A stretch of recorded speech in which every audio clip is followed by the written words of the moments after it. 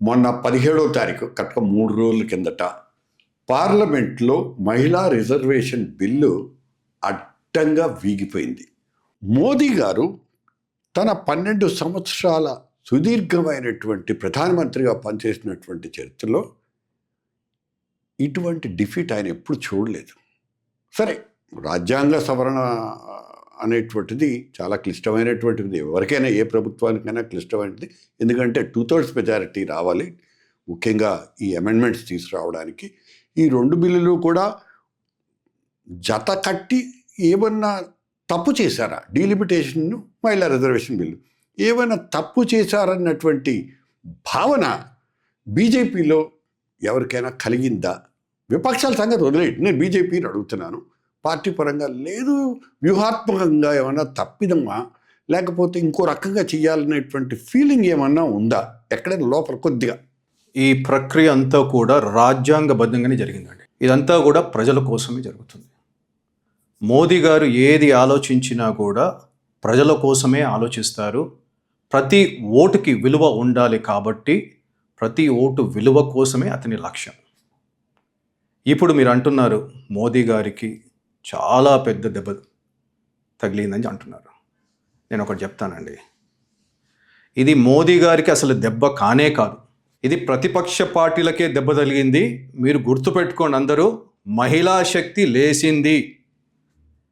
ఇక ప్రతిపక్ష పార్టీలకి ముందు ముందు సినిమా కాదు, మీరు ఇంట్లో కూర్చున్న సమయం కూడా వచ్చింది. ఎక్కడ కూడా చట్టబద్ధంగా వెళ్తున్నప్పుడు ఎప్పుడు మన డెమోక్రసీ అంటూ రాజ్యాంగం అంటూ ఇప్పుడు రాజ్యాంగంకి కట్టుబడి ఉన్న బీజేపీ ప్రక్రియ ప్రకారం వెళ్తున్నప్పుడు అడ్డంకులు సృష్టించింది కాంగ్రెస్, ఇండి కూటమిలే. ఎక్కడైనా తప్పు జరిగిందా ఇక్కడ రాజ్యాంగ ప్రకారం? విమెన్స్ బిల్లు తీసుకుంటే మీరు విమెన్స్ బిల్లో 2 షరతులు ఉన్నాయి. ఒకటి సెన్సస్, రెండోది డీలిమిటేషన్. అంటే డీలిమిటేషన్ సెన్సస్ అవ్వకుండా అవ్వదు కాబట్టి ఫస్ట్ సెన్సస్ కావాలి, తర్వాత డీలిమిటేషన్ కావాలి. ఇక్కడ మీరు చెప్పండి సతీష్ బాబు గారు, మీరు చాలా ఎక్స్పీరియన్స్డ్ పర్సన్ కదా, ఇక్కడ ఏ తప్పు మా భారతీయ జనతా పార్టీ మోదీ గారు చేశారు? తప్పంటే ఇప్పుడు ఫస్ట్ థింగ్ అండి, ఇవన్నీ పక్కన పెడదాం. పార్లమెంట్లో వీగిపోవడము, పార్లమెంట్లో ఓడిపోవడము, లేకపోతే మోహన్ చాటేశారని నేనేమట్లేదు. నేను అన్నది ఏంటంటే ఈ డిఫీట్ వెనకాల ఒక ప్రాథమికమైనటువంటి ఒక ప్రశ్న ఉత్పన్నమవుతుంది. ఇంత పెద్ద ప్రక్రియ చేపట్టేటప్పుడు డీలిమిటేషన్ ఉంది, అసలు డీలిమిటేషన్కి ఒక కమిటీ వేశారా? ఎందుకు వేయలేదు? ఇంత పెద్ద కాన్స్టిట్యూషన్ అమెండ్మెంట్, రాజ్యాంగ సవరణ చేస్తున్నప్పుడు అసలు డీలిమిటేషన్కి ఒక కమిటీ వేసి ప్రజల అభిప్రాయం, ముఖ్యంగా రాష్ట్ర ప్రభుత్వాల అభిప్రాయం ఏదైనా ఎప్పుడైనా సేకరించినటువంటి సందర్భం ఉందా? ఎందుకు అలా జరగలేదు?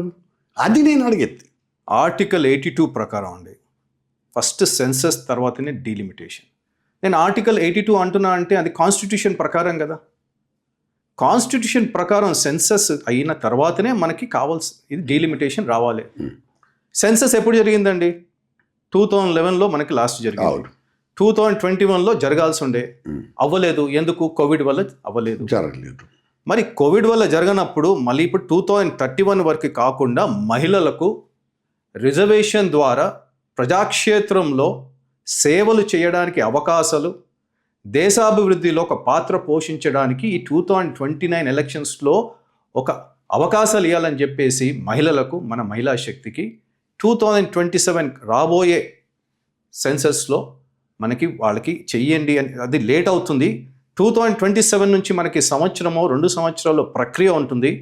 ఈ సెన్సస్, దాంతోపాటు డీలిమిటేషన్స్, తర్వాత క్షేత్రాల వారీగా తిరగాల, సేకరణ చేయాలి, టైం పడుతుంది. కాబట్టి అంటే ఒకటి, నేను సారీ ఫర్ ఇంటరప్షన్, నేను అనేది ఏంటంటే 2021లో కోవిడ్ వచ్చింది కాబట్టి జరగలేదు. Okay, fine.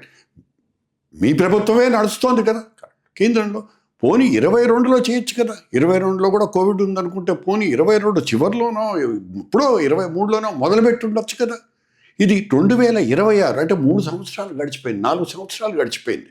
గడిచిన తర్వాత కూడా ఇంకా సెన్సస్ అని పట్టుకుని వేలాడడం ఏంటి? ఇది ఎవరొద్దన్నారు? మీ ప్రభుత్వమే కదా ఉంది, చేయించుకోవాలి. ఎందుకు చేయలేదు సెన్సస్? జనగణన ఎందుకు చేయలేదు? 2023లో ఈ విమెన్స్ బిల్ పాస్ అయిందండి. బిల్లు సంగతి పక్కన పెట్టండి, సెన్సస్ గురించి మాట్లాడితే ఆ క్రైసిస్ సిచ్యువేషన్ నుంచి బయటపడడానికి కొంచెం సమయం పట్టింది కదా అందరికీ. మనకే కాదు కదా, మన ప్రపంచవ్యాప్తంగా అందరూ కూడా ఈ క్రైసిస్ నుంచి బయటపడడానికి కొంచెం సమయం పట్టింది. ఓకే, ఇందులో కొత్త ఏం లేదు, రైట్? తర్వాత ఏ ప్రక్రియ చేయాలనుకున్నా కూడా మద్దతు అవసరం, రాష్ట్రాల మద్దతు అవసరం.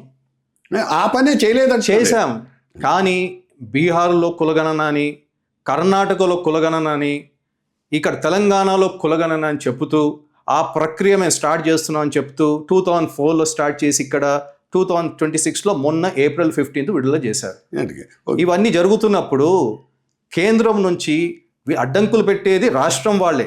కేంద్రంలో అందరూ రెడీగా ఉండే, రాష్ట్రంలో ఈ రాజకీయ ఈ నాయకులు వాళ్ళ సొంత లబ్ధి కోసం మహిళలు కాంగ్రెస్కి వ్యతిరేకమని తెలుసు. ఈ విమెన్స్ రిజర్వేషన్ ఒకవేళ సక్సెస్ఫుల్ అవుతే యూపీఏ నాశనానికి మొదటి అడుగు అని వాళ్ళకి తెలుసు.